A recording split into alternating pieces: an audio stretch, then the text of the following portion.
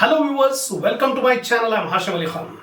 So now I am starting the next problem, problem number 7. Already 6 problems I have completed on t-test. So if you want the complete knowledge on the statistics of management and particularly from sampling, you must watch all the videos continuously, consecutively, one after the other. If you join in between, if you skip in the middle, you will not be able to get the complete command. So if you are really interested in gaining the knowledge, watch the video till the end and watch the first video, second video like that. You can be able to remember what are the different type of problems we have in t-test. So it is based on the steps. For hypothesis testing, you have to remember the step. What is the first step, second step, third step, like that. So before starting the 7th problem, I expect my viewers to have a printout of the problems which I have given in the link under my description. So always keep ready the problems. Take a screenshot of the solution of 7th and 8th problem. Then I'll explain.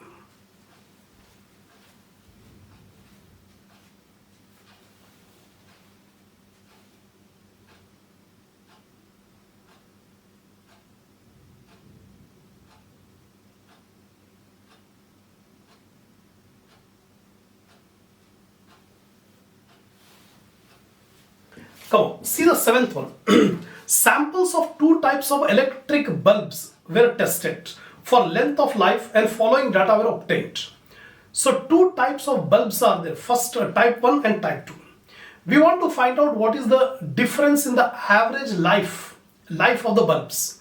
So we have taken a sample of 8 bulbs of type 1 and 7 bulbs of type 2. So both are small samples, less than 30. Sample mean 1234 hours, first type. Second type 1036 hours. Sample standard deviation 36 hours, 40 hours.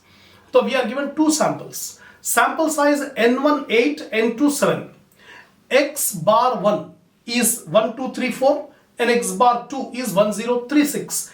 S1, small s1 36, small s2 40.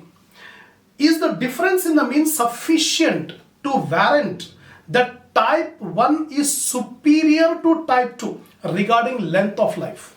So specifically it is asking you to check whether type 1 is superior to type 2 or not. So first null hypothesis, no, both the bulbs are same. The average life of both the bulbs are equal. That is the null hypothesis. Alternative hypothesis, yes, type 1 is superior to type 2 because specifically it is asking. If it is not specifically asking, we would have written no, not equal to. So here we will not write not equal to. We will write type 1 is greater than type 2. That means a right tail test. So by seeing the problem, we have to decide whether it is a 2 tail or 1 tail. When it is not specified, we can take it 2 tail. When it is specifically given like this in the problem, we have to prove whether type 1 is superior to type 2 or not. Then we take 1 tail test. So first of all, we put the information given like this. N1 is equal to 8, N2 is equal to 7. X bar 1 1234, X bar 2 1036. Standard deviation of first sample S1 36, S2 40. Now we apply the steps. Null hypothesis. Mu1 is equal to mu2. Average life of all bulbs of type 1 is equal to the average life of all bulbs of type 2. That means type 1 and type 2 bulbs both have the same average life. No significant difference between the life of bulbs of 2 types. Alternative, yes, type 1 is superior to type 2. Superior means more. The life of type 1 bulb is more than type 2. So here mu1 is greater than mu2, a right tail test. Type 1 bulbs are superior to type 2. That's what it is asking you to prove in the problem.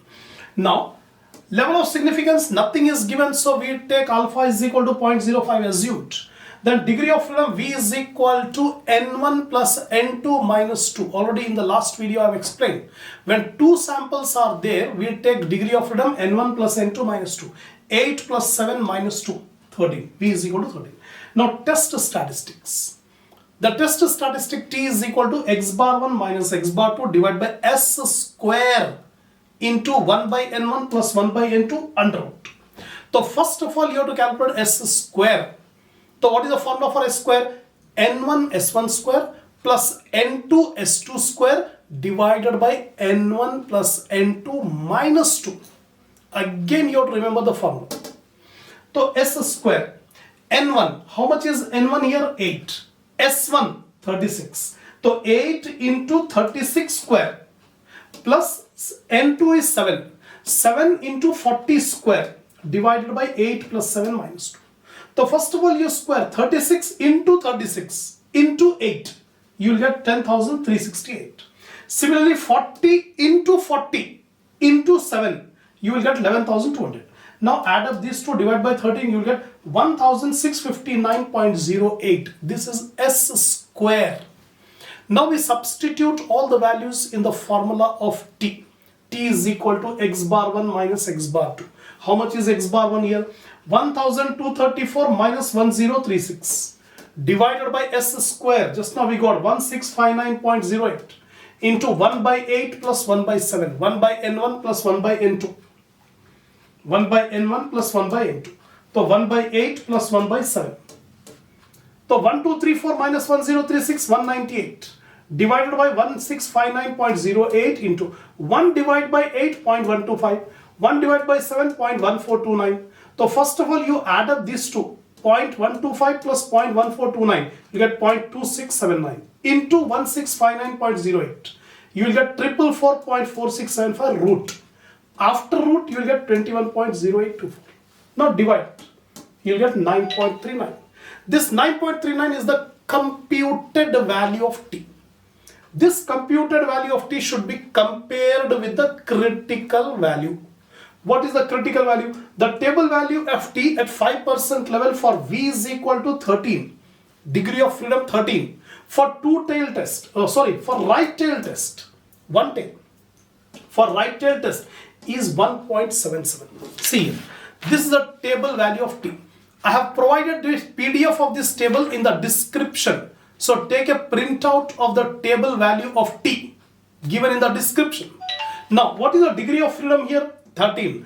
So in the row 13, under 0.05, you will get 2.16. But we should not take 0.05. If it is two-tail test, take the same column 0.05. If it's a one-tail test, one column before. Refer one column before. So 13 degree of freedom, 5% level, you will get 2.16. Before the 2.16, you will find 1.77. One column before. So if two-tail test, same column. If one-tail test, one column before you should take. So 1.77 is the critical value. It's a right-tail test. So positive, plus. So the critical region lies for t greater than equal to 1.77. So any value which is more than 1.77 will fall in rejection region. Any value more than 1.77. So our critical value, computed value 9.39. So 9.39 is greater than 1.77. So it falls in rejection region. So null hypothesis is rejected. Null hypothesis says no difference. That is rejected. Alternative hypothesis accepted. What is alternative? Mu1 is greater than mu2. Or type 1 bulbs are superior than type 2 bulb. That will accept it. So here, the computed value of t 9.39 is greater than the critical value 1.77. So it falls in rejection region. Null hypothesis rejected. Type 1 bulbs are superior to type 2 bulbs. This alternative hypothesis we have accepted. That's it. So this is the end of problem number 7. Sixth problem and seventh problem are very much similar. Exactly same we can say, only figures are different. Procedure is same. Now eighth problem. Eighth one. Two kinds of manure applied to 16 1-acre plots. Other conditions remaining the same. The yield in quintals are set out below. Quintal means 100 kilogram. 100 kilogram is equal to 1 quintal. So here the yield in quintals are set out below. Manure 1. So actually two types of manures are there. We want to test whether the mean yield from the manure is same for both the manures or not. So we have selected 16 plots. So manure 1 is applied on 9 plots. 9 plots we apply manure 1. 7 plots we apply manure 2. So 9 plus 7, 16 plots are there. Now the yield is given. So for first sample manure 1 is applied, 18 quintal of yield we got. Second manure we got 20 yield. Third plot we got 36 quintal. Fourth plot we got 50 quintal. Like the different plots we are getting different yield of output. Now manure 2 we are given 29, 28, 26. Examine the significance of the difference between the mean yield due to application of different kinds of manure. Whether the mean yield is same for manure 1 and manure 2 or not. Mean का मतलब होता है average. Whether the average yield is same or not, that we have to prove. So here in this problem is sample mean and sample standard deviation are not given. We have to calculate sample mean and sample standard deviation. That is the new point. Now calculation of sample mean and sample standard deviation. So two broad columns, manure 1, manure 2. In manure 1, 3 columns, x1, d, x1 minus x bar 1, d square. Similarly, manure 2 also x2, d, x2 minus x bar 2, then d square. So 3 columns for manure 1 and 3 columns for manure 2 to find out the sample mean and sample standard deviation. So first manure, the x1 values, the weights are given 18, 20, 36, all the values are given. 9 values are given. Take the total 333. 333 is the total output from 9 plots. Now we calculate average. Manure 1 mean x bar 1 is equal to summation x1 by n. 333 divided by 9, 37. So mean output from manure 1 is 37.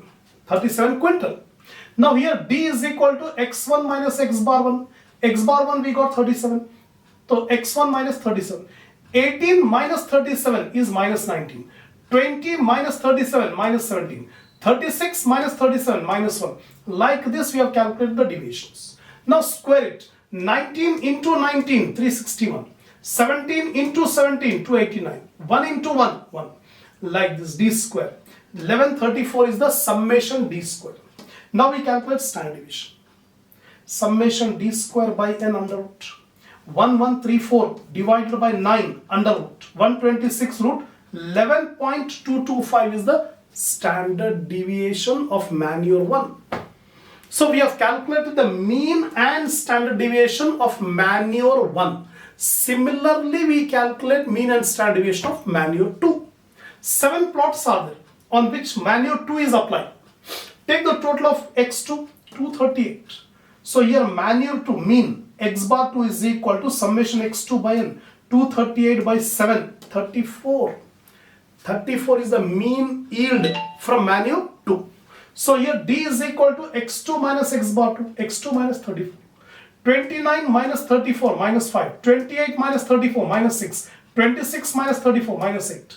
Like this you take the deviation square. 5 into 5, 25. 6 into 6, 36. 8 into 8, 64. Take the total 386. Summation d square is 386. Now we can calculate standard deviation. Standard deviation is equal to summation d square by n. 386 divided by 7, 55.143. 7.426 is the standard deviation of manure 2. So from these calculations, we have calculated the mean and standard deviation of manure 1 and manure 2. Two samples are there. So now we can write down null hypothesis. Null hypothesis is mu1 is equal to mu2. That means the average yield from manure 1 is equal to the average yield of manure 2. There is no significant difference in the average yield from both the manures. Both the manures are same. That is null. Alternative hypothesis, mu1 not equal to mu2, two-tailed test. Specifically, it is not asking which is better. It is asking whether same or not same. So here we have taken same. No significant difference. Both are same. Here, there is significant difference. Both are not same, not equal. Two-tailed test. There is significant difference between the mean yield. Now, level of significance not given, alpha 0.05 assumed. Degree of freedom, V is equal to N1 plus N2 minus 2. N1 is 9 and N2 is 7. 9 is the sample size for manual 1, 7 is the sample size for manual 2. So 9 plus 7 minus 2, it is 14. Now test statistic T is equal to x bar 1 minus x bar 2. X bar 1 minus x bar 2 divided by S square into 1 by N1 plus 1 by N2 under root 2. Same formula what we have applied in the previous problem. Now first we calculate S square. N1 into S1 square plus N2 into S2 square divided by N1 plus N2 minus 2. Same formula what we have applied in the previous problem. N1 is 9. S1 square 11.225 square plus N2 is 7 and S2 is 7.426 square divided by 9 plus 7 minus 2. Now simply you calculate 11.225 into 11.225 into 9. You will get 1134. Similarly 7.426 into 7.426 into 7, 386.02 divided by 14. So S square we got 108.57 S square. Now we substitute the values in the formula for T. T is equal to x bar 1 minus x bar 2. So x bar 1 is how much? 37. X bar 2 is 34. So 37 minus 34 divided by S square 108.57. 1 by 9 plus 1 by 7. So first you divide 1 divided by 9 is 0.111. 1 divided by 7 is 0.143. Add up these two, you will get 0.234. So 0.234 into 108.57, 27.577 root. So after root 5.25. So 3 divided by 5.25, 0.57 is the computed value of T. Now we have to find out the critical value. The table value. Already a table I have given in the link under my description. You can take a printout. So here degree of freedom. How much is the degree of freedom? 14. So in the line 14, in the row 14 against 0.05, you will find 2.15. 2.15. So the table value of T at 5% level for V is equal to 14 for two-tailed test is plus or minus 2.15 because it is a two-tailed test, plus or minus. Critical region lies for T less than equal to minus 2.15 and T greater than equal to plus 2.15. But our computed value is positive. So we compare with positive value, we ignore the negative value. So here 0.57 is less than the critical value 2.15. So computed value 0.57 is less than the critical value 2.15. So it falls in acceptance region. When it falls in acceptance region, null hypothesis is accepted. What the null hypothesis says? No significant difference in the average yield from the two types of manures. Both manures are same. Decision. The computed value of T 0.57 is less than the critical value 2.15. So it falls in acceptance region. Null hypothesis is accepted and we conclude there is no significant difference in the average yield of the two types of manures. That's all. So what is the difference between these two problems, 7th and 8th? In 7th problem, the sample mean and sample standard deviations were given. In 8th problem, sample values are given. Sample mean, sample standard deviation not given. So by preparing this table, we have computed sample mean and sample standard deviation. Once we get to the sample mean and sample standard deviation, the remaining procedure is easy, is same. That's it. So totally 8 problems I have completed till this video. In the next video, again a new type of problem, paired t-test I am going to start. So don't skip the videos, watch the videos till the end. So if you are satisfied with my lecture, give a like to the video, share my channel in your group, in your friend circle so that more students can watch the video and enhance the knowledge, get a command on the subject, get confidence. Give your comments on these videos and don't forget to subscribe my channel. Apart from this, I have also started one more channel, the second channel. The name of the channel is Hans Accounting Institute. The link of this channel also I have given in the description. So visit that channel also. I have uploaded a number of knowledgeable videos. Particularly the second channel is meant for IGCSE students. Those who are pursuing Cambridge or Edexcel, Pearson's Edexcel, for them the channel is very, very important. But for everyone, you can get a lot of knowledge from that channel also. So do visit and subscribe my second channel also. Inshallah, I'll continue the next problem in the next video.